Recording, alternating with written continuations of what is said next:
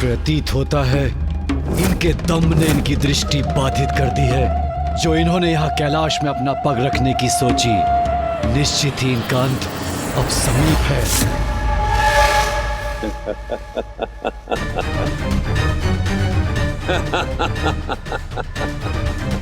विनाश होगा इस दुष्ट का, सर्वनाश होगा।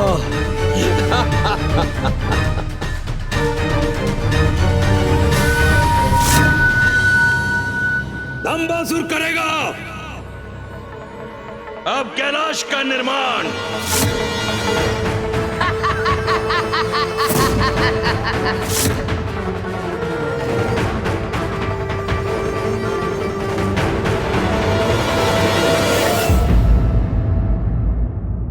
हर हर महादेव।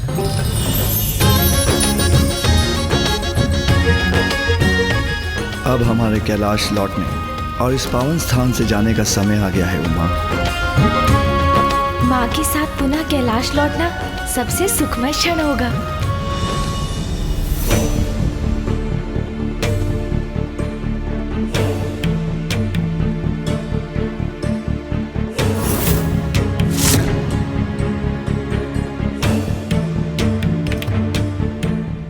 भूदेवी महादेव तो ये तमाताल देना होता।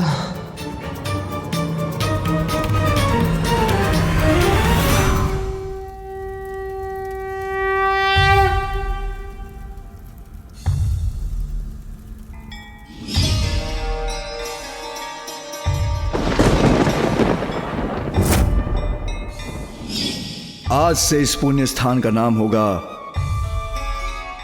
एकाम्रम, अर्थात आम का वो वृक्ष जिसकी छाया में पार्वती ने अपना कठोर तप सार्थक किया, जहां हमारा पुनर्मिलन हुआ। मेरे और उमा के विवाह के इस शुभ दिवस और इस पावन स्थान का महत्व काल कालांतर तक स्थापित रहेगा।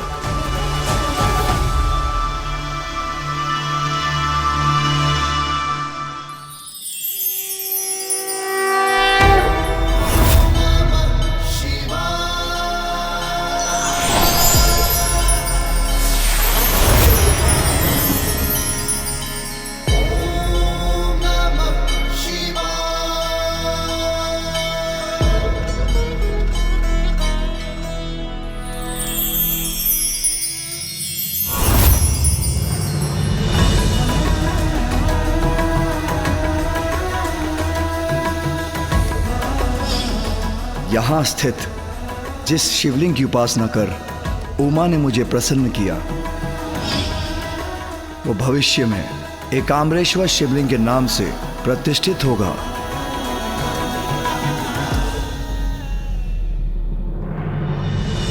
इस रूप में मैं यहां इस तीर्थ स्थल पर अपने भक्तों को दर्शन देकर उनकी मनोकामनाएं पूर्ण करूंगा।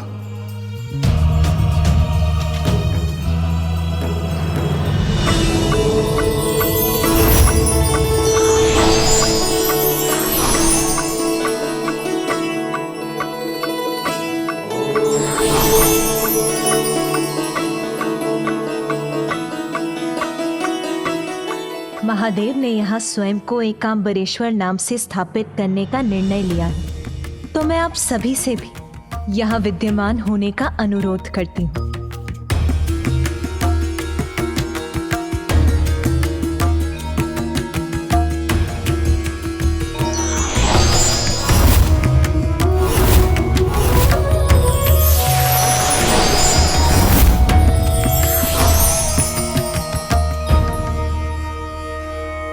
माता पार्वती, प्रभु महादेव,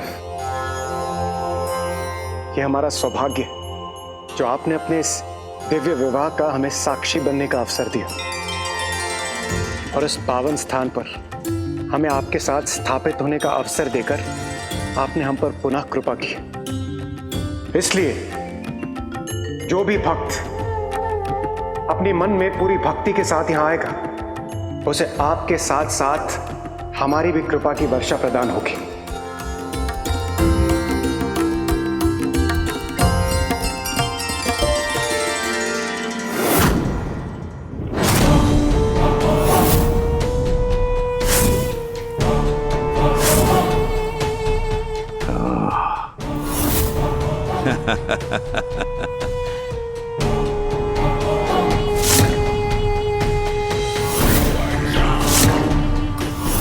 ये है वो स्थान जहां महादेव विराजते हैं। अब ये मेरी मुट्ठी में होगा।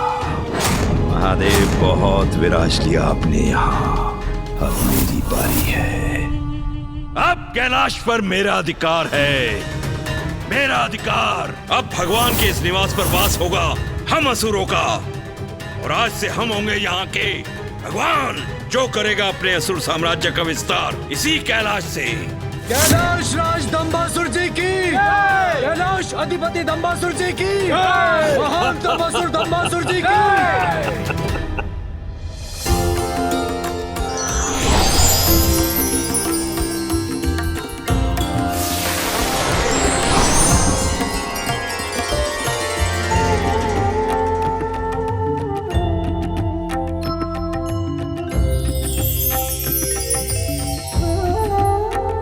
मैं यहाँ वरदराज रूप में स्थापित रहूंगा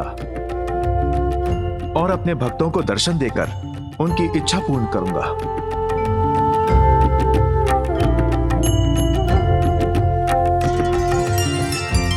पुत्र गणेश, पुत्र कार्तिकेय, तुम दोनों का भी इस स्थान पर स्थित होना अनिवार्य है।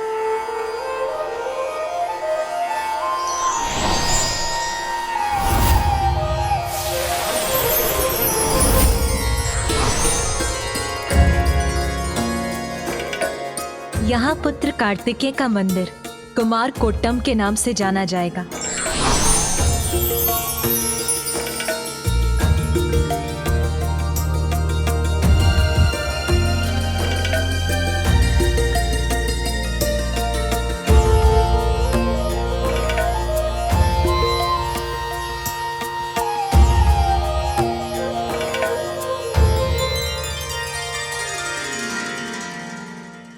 अब एकांबरेश्वर मंदिर पूर्ण रूप से स्थापित हुआ।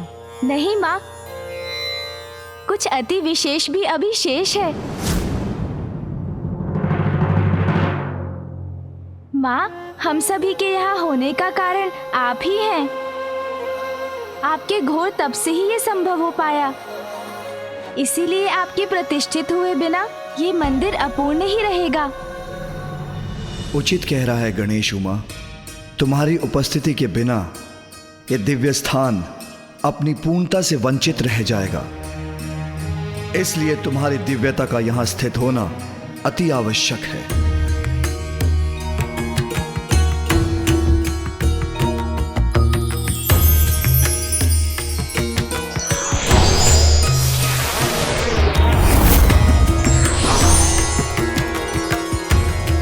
उमा, तुम्हारा यह भव्य मंदिर कांची कामाक्षी के नाम से विख्यात होगा।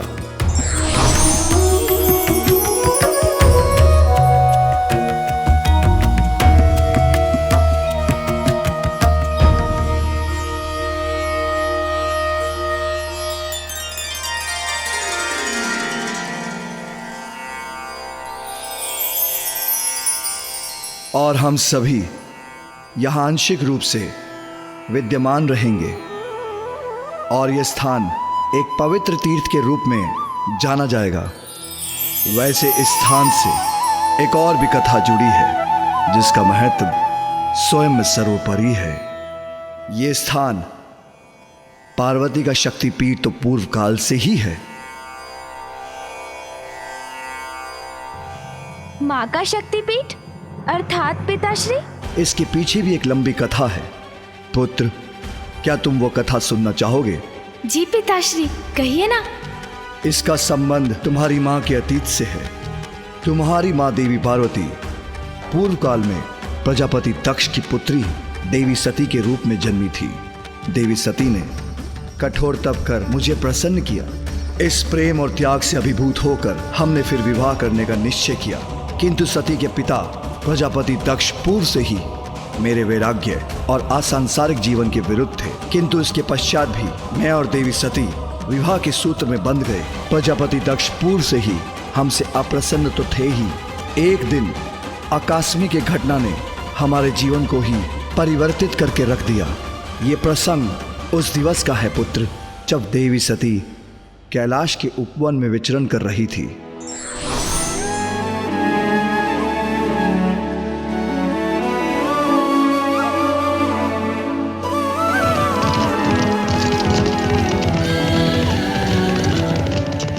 किसके रथ की ध्वनि है ये?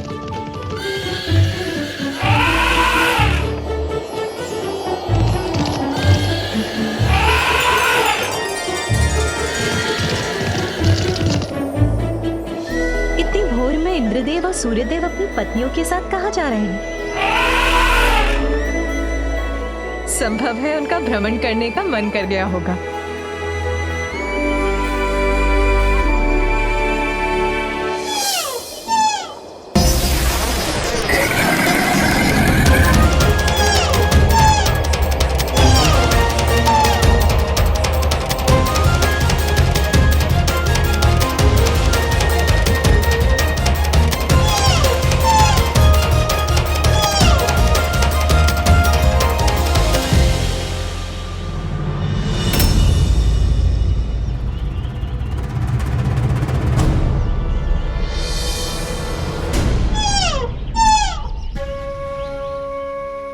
देवी रोहिणी ने मुझे देखकर भी अनदेखा क्यों कर दिया?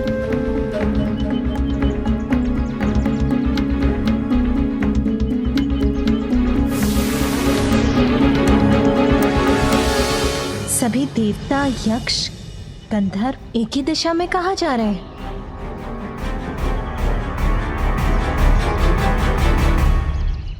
नंदी जी, आज कहीं कोई भव्य उत्सव का आयोजन हो रहा है क्या, जहां सभी जा रहे हैं? सत्य कहूं भी तो कैसे माता, और असत्य आपसे कह नहीं सकता। माता, आपके पिताजी महाराज तक्ष प्रजापति ने एक महायज्ञ का आयोजन किया है। ये सभी वहां आमंत्रित हैं और अतिथि बनकर वहीं जा रहे हैं। पिताश्री ने महायज्ञ का आयोजन किया है? फिर तो महादेव और मुझे भी अवश्य निमंत्रण दिया होगा। किसी ने मुझे बताया क्यों नहीं? माता, आपको किसी ने इसलिए कुछ नहीं बताया क्योंकि आपके और महादेव के लिए वहां से निमंत्रण नहीं आया है।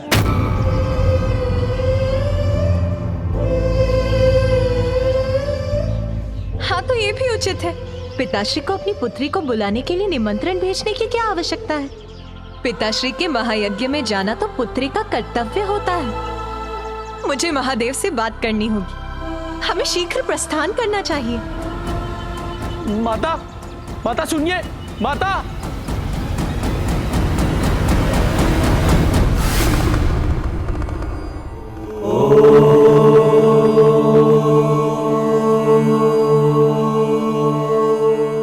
स्वामी,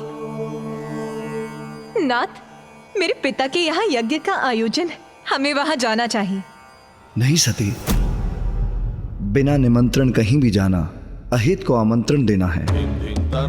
तुम्हारे पिता मेरे विरोधी हैं, इसलिए उनका जामाता होने पर भी उन्होंने हमें यज्ञ का निमंत्रण नहीं भेजा। और जहां आपका स्वागत ना हो वहां जाना अनुचित है उमा, और उचित यही है कि वह अपना यज्ञ शांतिपूर्वक कर सके। मेरे पिता का निवास मेरा निवास है। वहां जाने के लिए निमंत्रण की आस लगाना अनुचित, अनावश्यक है। स्वामी, पिताश्री के यज्ञ में सभी उपस्थित होंगे। उस विशाल सभा में सभी से भेंट करने का अवसर प्राप्त करने का आनंद आएगा। इसीलिए मेरा आपसे निवेदन है, आप भी चलिए वहां। सती, जो बिना बुलाए कहीं जाते हैं वो अनादर के पात्र बनते हैं।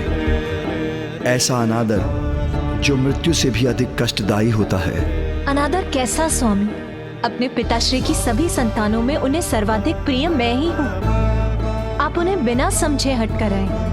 क्या संभव है आप आमंत्रण नहीं प्राप्त होने को अपना अनादर समझ बैठे हैं? सती, तुम्हारा पति हूं मैं, और तुम्हें समझाना मेरा कर्तव्य है कि यदि यज्ञ में वो हमारी उपस्थिति नहीं चाहते हैं तो हमें तुम्हारे पिता की इच्छा का मान रखना चाहिए। मेरे पिता की इच्छा स्वामी? हाँ सती, हमें वहां देखकर उनका क्रोध जागृत होगा और क्रोध से उनका यज्ञ असफल होगा। स्वामी, संभव है उन्होंने हमें निमंत्रण इसीलिए नहीं भेजा कि उन्हें ज्ञात है आप उनसे कितनी घृणा करते हैं। इसके विपरीत तुम्हारे पिता को ही मैं सदैव अप्रिय रहा, किंतु फिर भी तुमने मुझसे विवाह किया। जिस विवाह को स्वीकार करने के लिए ब्रह्मदेव ने उन्हें विवश किया। इस बात से वो आज तक व्यथित हैं, जिसके कारण वो मात्र मुझसे ही नहीं, वो तुमसे भी क्रोधित हैं। आप दोनों के परस्पर मतभेद का प्रभाव मैं स्वयं पर नहीं ले सकती। चलिए प्रभु, हमें जाना चाहिए। सती, इच्छा जब हठ का रूप ले लेती है तो उसका परिणाम सदैव विनाशकारी होता है। हट मैं नहीं, आप कर रहे हैं स्वामी। पुत्री का पिता के यहाँ जाना विनाशकारी कदापि नहीं हो सकता। मैं आपसे निवेदन करती हूँ नाथ, यदि और कोई कारण नहीं है तो मेरी इच्छा पूर्ण करने के लिए ही वहां चलिए। सती, यदि तुम जाने का निर्णय ले ही चुकी हो तो मैं तुम्हें रोकूंगा नहीं, किंतु इसके बाद भी मैं कदापि तुम्हारे साथ नहीं जाऊंगा। अभी आप ही ने कहा कि हट उचित नहीं, और अब आप ही अपने हट पर अडिग हैं। उचित है फिर, मैं आपकी पत्नी अवश्य हूं, किंतु मैं अपने पिता की पुत्री भी हूं, इसीलिए मैं वहां अवश्य जाऊंगी। तुम तो इस बात का कि विवाह के उपरांत प्रथम बार मैं वहां अकेले ही जाने के लिए विवश हूं। जैसी तुम्हारी इच्छा, किंतु नंदी और अन्य गणों को अपने साथ लेके जाना।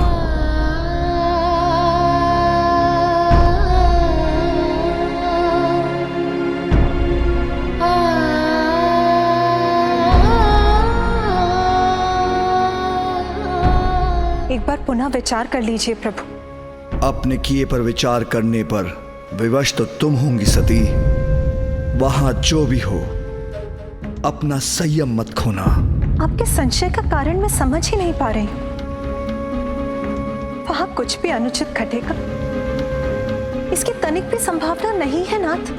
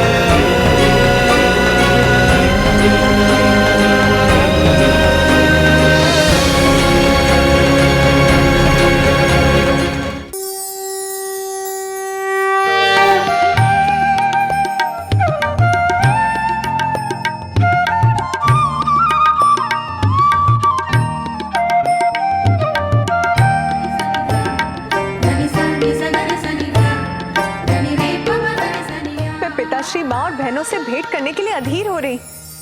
आप यही प्रतीक्षा कीजिए, मैं भीतर जाती हूँ।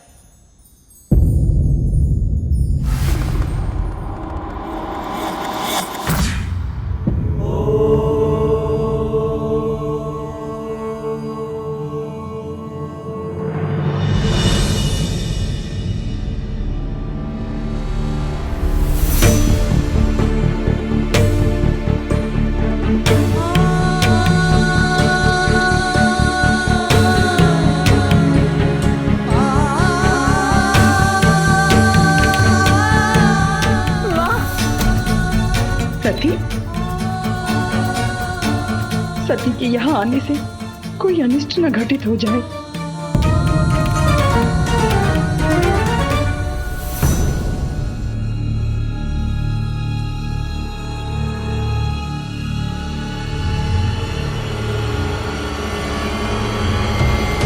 ये सभी मेरी अवहेलना क्यों कर रहे हैं? माँ! सती, पुत्री तुम यहाँ?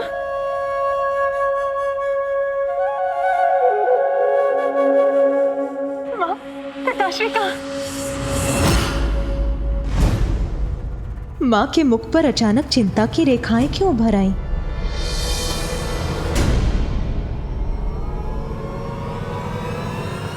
पिताश्री,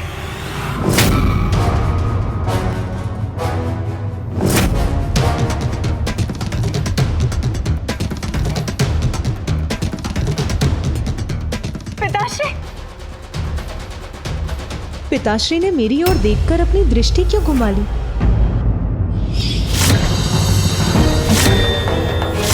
पिताश्री के मुख पर आई इस दुखद भाव से प्रतीत होता है कि अवश्य ही वहाँ कोई अप्रिय घटना घटी होगी। इस स्थान का संबंध देवी पार्वती के अतीत से है।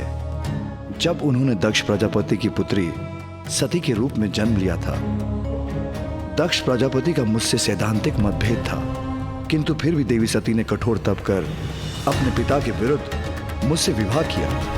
और जब सती को ज्ञात हुआ कि उसके पिता ने यज्ञ का आयोजन किया है और हमें आमंत्रित भी नहीं किया, तब भी देवी सती ने मेरी इच्छा के विरुद्ध यज्ञ में जाने का निर्णय लिया। पिताश्री,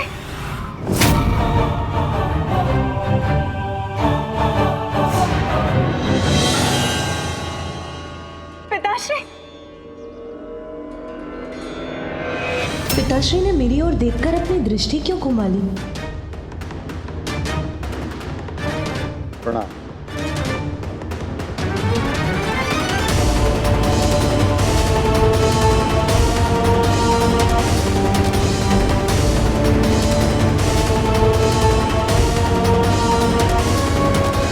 पिताश्री मेरे साथ ऐसा रूखा व्यवहार क्यों कर रहे हैं? पुत्री, ये तो बता, बहनों से भेंट हुई या नहीं?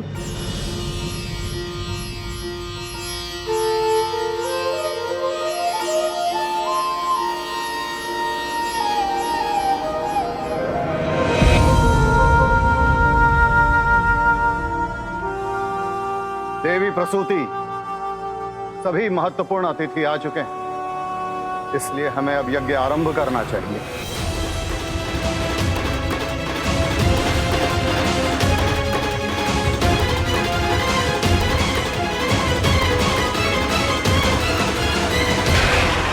हमें भी जाना होगा दीदी, हम कुछ नहीं कर सकते दीदी। हाँ दीदी।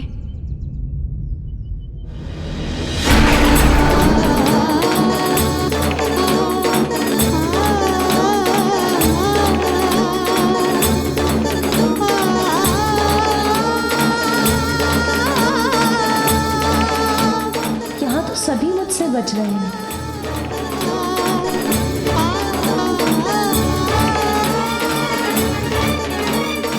उत्तम, अति उत्तम। पिताश्री ब्रह्मदेव, नारायण, वरुण देव, इंद्रदेव, अग्निदेव, सूर्यदेव, सभी का हविष्य प्रस्तुत है यहां पर।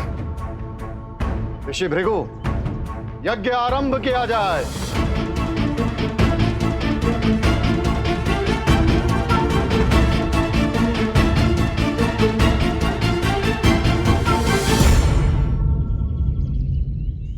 समस्त देवताओं का भाग है इसमें, तो महादेव का क्यों नहीं? प्रणाम पिताश्री। जिसे मैंने इस यज्ञ में आमंत्रित किया था, वही इस यज्ञ में उपस्थित हैं। तुम्हें मैंने आमंत्रित नहीं किया, फिर तुम यहां क्यों आई हो?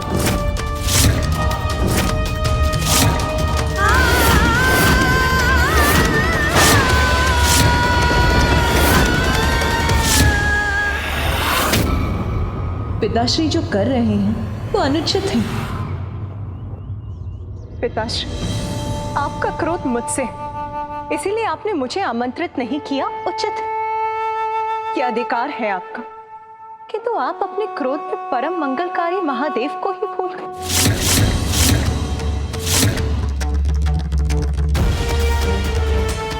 खुद जगत पिता महादेव, जिनके नाम का स्मरण सभी विकारों का नाश कर सर्वत्र पवित्रता का विस्तार करता है, जिनकी अनुपस्थिति से आपका ये यज्ञ अपवित्र, अपूर्ण रह जाएगा। शांत हो जाओ सती! शांत हो जाओ सती!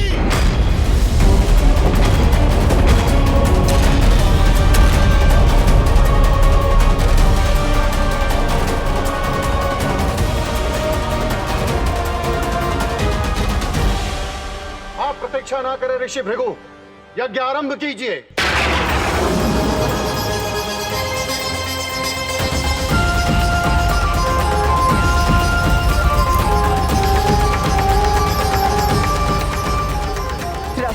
मंत्र, हव, ये सभी जिनके स्वरूप उन्हीं भगवान शिव से रिक्त आपने अपना ये यज्ञ कैसे आरंभ कर दिया पिताश्री? विष्णुदेव, ब्रह्मदेव, मैं आपसे भी प्रश्न करती। महादेव के बिना तो त्रिदेवों की त्रिमूर्ति अधूरी है। फिर उनके यहाँ ना होने पर आप सभी इस यज्ञ में कैसे भाग ले रहे हैं?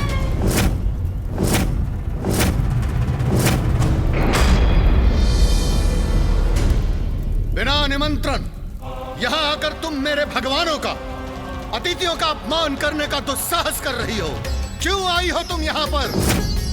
जिसे सदैव भूत प्रेत पिशाचों से घिरे रहना प्रिय हो, वो मंगलकारी कैसे हो सकता है? अरे वो तो अमंगलकारी है। अपने पति का चयन तुमने हमारी इच्छा के विरुद्ध किया। जिसके प्रेम में अंधी होकर तुमने पिता पुत्री के संबंध का सम्मान नहीं किया, जिसके अवगुण नहीं देख पाती हो तुम, उस शिव की तुलना तुम मेरे भगवानों से कर रही हो। अरे वो शिव अमंगलीय है।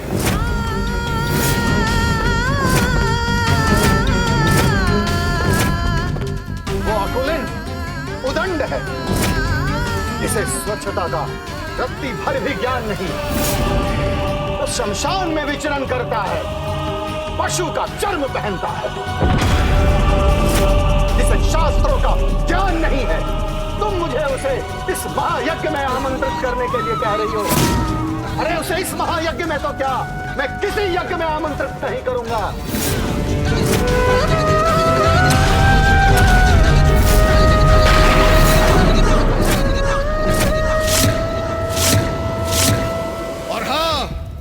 एक बात ध्यान से सुन लो, जब तुम मेरे यज्ञ में आ ही गई हो तो अपने लिए कोई स्थान ग्रहण कर लो। और हां, यज्ञ के उपरांत एक साधारण भिक्षुनी की तरह भोजन करने के बाद अपने भविष्य का भाग अवश्य लेती जाना, और साथ में आभूषण और स्वर्ण भी लेती जाना, क्योंकि तुम्हारा साधारण भिक्षुक पति तुम्हें ये वस्तुएं प्रदान नहीं कर सकता।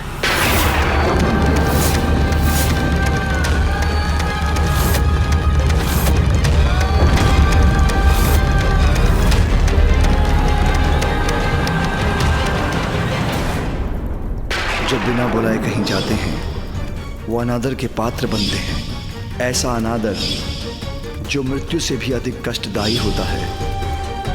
इच्छा जब हठ का रूप ले लेती है तो उसका परिणाम सदैव विनाशकारी होता है।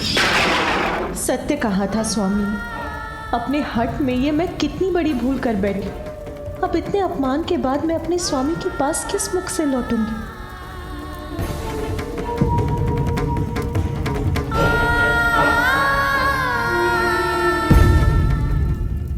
शिव, दो अक्षरों के इस नाम में ही इतनी महिमा है कि इसके उच्चारण मात्र से ही व्यक्ति पाप रहित हो जाता है, उसका उद्धार हो जाता है।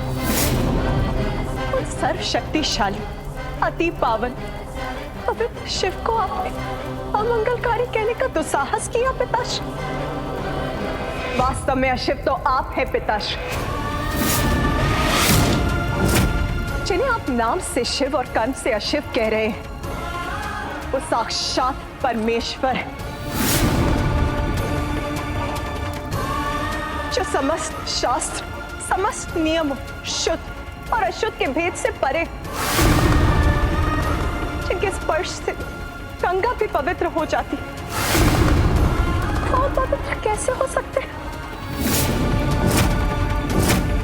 इसीलिए उन्हें अपवित्र कहने वाले उद्दंड और अकुलीन तो आप है पिता, आप है पिता, आप है पिता।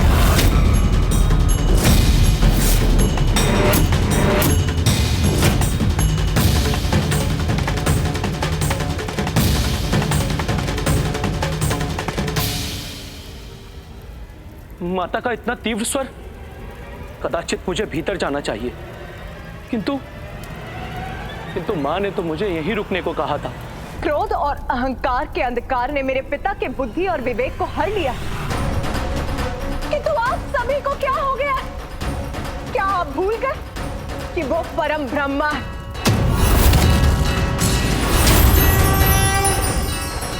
और यदि ये नहीं भूले तो उनकी अनुपस्थिति में यहाँ क्यों हैं आप?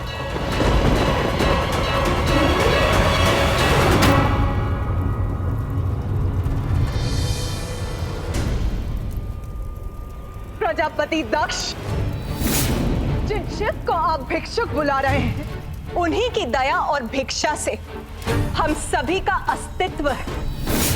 बहुत घमंड है ना आपको अपने पद का, अपने भव्य भवन, अपने स्वर्ण रथ वस्त्र आदि संपन्नता का, किंतु ये सभी तो नश्वर, अस्थाई, वेदों का खोखला ज्ञान है आपको।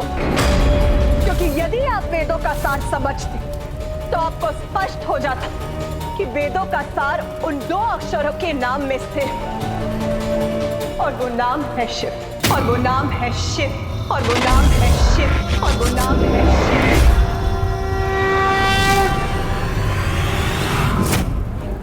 आपने अपनी जीवा से परमेश्वर का अपमान किया है, इसीलिए अब आपका भला नहीं हो सकता पिताश्री।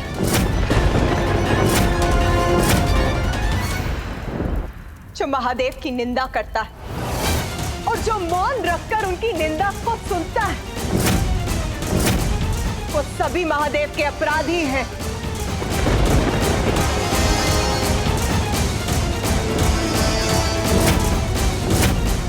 मैं घोषणा करती हूं कि आज से मैं दक्षिणायनी नहीं कहलाऊंगी। आपकी पुत्री के रूप में मुझे अपना परिचय स्वीकार नहीं है।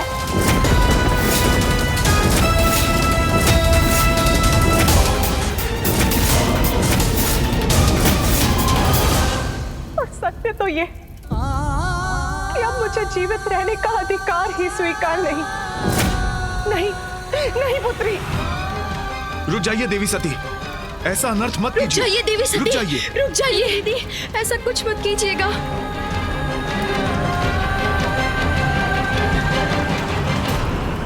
जो अपने प्रियजनों के उचित सुझाव को अनसुना करता, उसका यही परिणाम होता है। मैंने अपने स्वामी के शब्दों पर ध्यान नहीं दिया, इसीलिए मैं इस स्थिति की भागी हूं। आपके मुख से मेरे स्वामी, समस्त संसार के स्वामी के लिए जो अपमानजनक शब्द निकले, उसका कारण भी मैं ही बनी।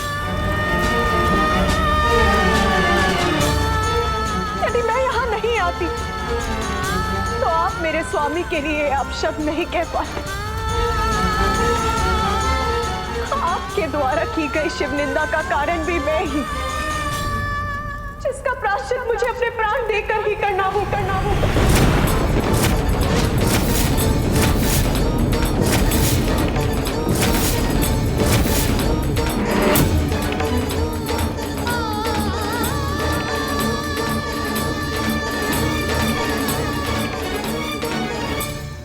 मुझे क्षमा कर दीजिए प्रभु, ऐसे दंड की अधिकारी।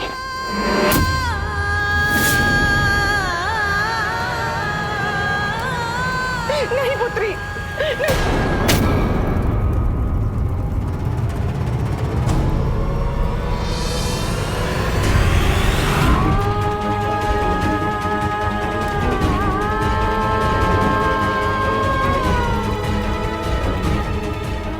मुझे क्षमा कीजिए स्वामी, किंतु आज की ग्लानि के साथ मैं जीवित नहीं रह सकती। सती नहीं बेटा।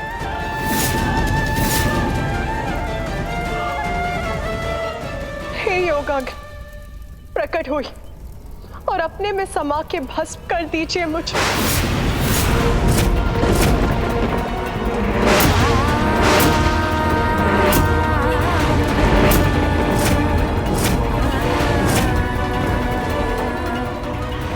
रुकिए देवी सती, अपना आवाहन वापस ले लीजिए। रुक जाइए देवी सती, कृपया देवी रुक सती, जाइए। रुकिए देवी सती, देवी सती, अपना आह्वान वापस ले लीजिए। देवी सती रुक जाइए। दीदी रुक जाइए दीदी। दीदी नहीं, दीदी। स्वामी कुछ कीजिए। नहीं पुत्री।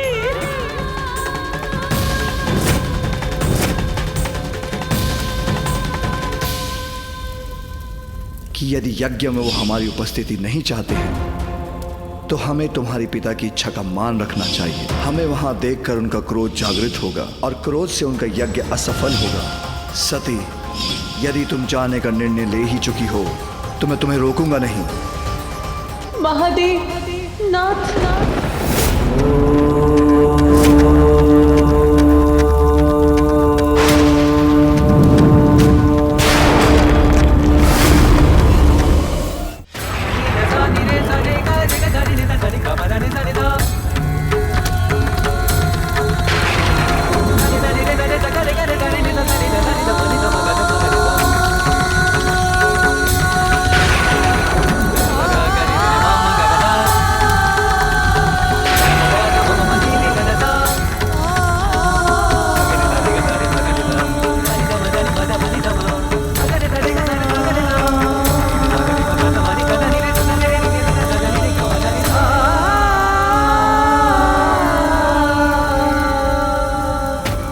हवन कीजिए प्रजापति दक्ष।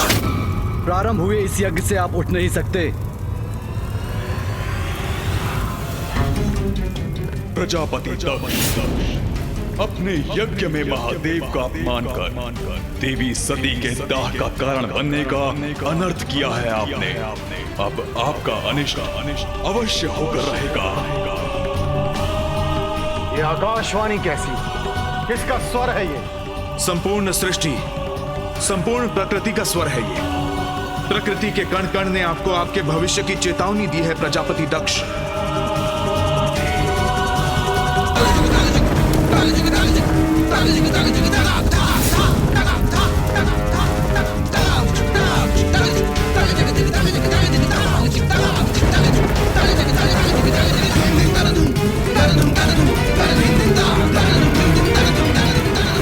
प्रजापति दक्ष, अपने अहंकार से ये कैसा अनर्थ कर दिया तुमने? पिताश्री, अनर्थ अहंकार मैंने नहीं, सती ने किया है, जो मेरे ही महायज्ञ में आकर अपने पति का गुणगान कर रही थी, मेरे निर्णय को अनुचित ठहरा रही थी, मेरे ही निवास स्थान में आकर, मेरे ही यज्ञ स्थल में आकर मेरे पूजनीय भगवानों का अपमान करने का दुस्साहस कर रही थी। उसकी इस उदंडता का दंड तो उसे मिलना ही चाहिए था।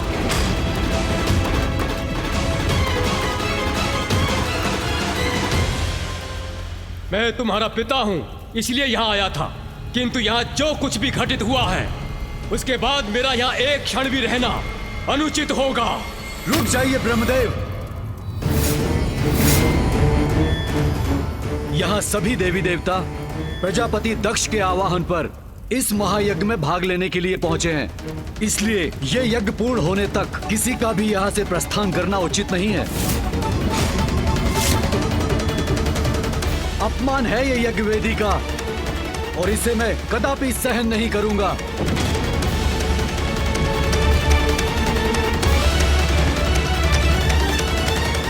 घोषणा करता हूं मैं, यदि आप में से कोई भी यज्ञ अधूरा छोड़ के गए तो आज के पश्चात आपके लिए कोई यज्ञ नहीं करेगा।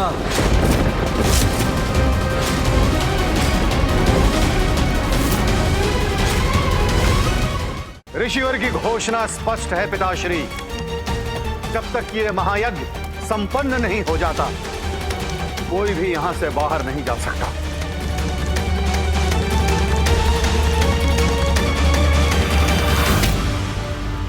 प्रत्येक यज्ञ किसी न किसी के कल्याण के लिए किया जाता है, किंतु यहां तो विध्वंस हो रहा है। प्रभु नारायण, आराध्य हैं आप हमारे, वचन दिया है आपने हमारी रक्षा का, इसलिए यज्ञ में आपका रहना अनिवार्य है। भक्त के सामने भगवान भी विवश हो जाते हैं नारायण। जो हुआ वो अनुचित था, जो अब हो रहा है वो और भी अनुचित है, किंतु वचनबद्ध होने के कारण हमें यहां रहना ही होगा। भीतर की ये शांति चुप क्यों रही है? ना तो यज्ञ के मंत्रोच्चारण की कोई ध्वनि आ रही है और ना ही अब कोई माता का स्वर सुनाई दे रहा है। मुझे भीतर जाकर देखना चाहिए। कुशल तो है मां। प्रजापति दक्ष, हमें यज्ञ क्रिया को आगे बढ़ाना होगा, अन्यथा आपका ये महायज्ञ असफल हो जाएगा।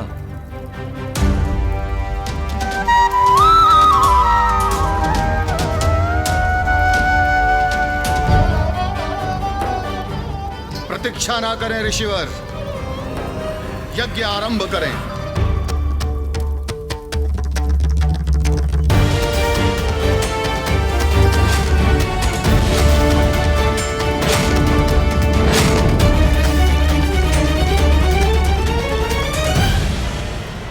माता, माता, माता कहाँ है आप?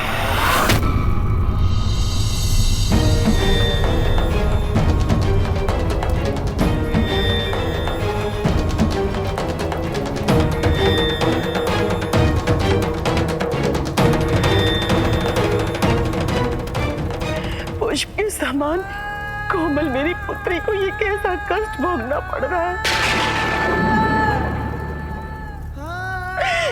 ये कैसा अनर्थ हो गया है?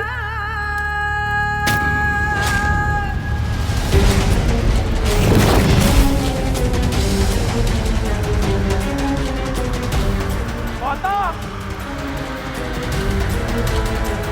माता, माता, माता। उद्दंडता का परिणाम तो आपको भुगतना पड़ेगा प्रजापति दक्ष।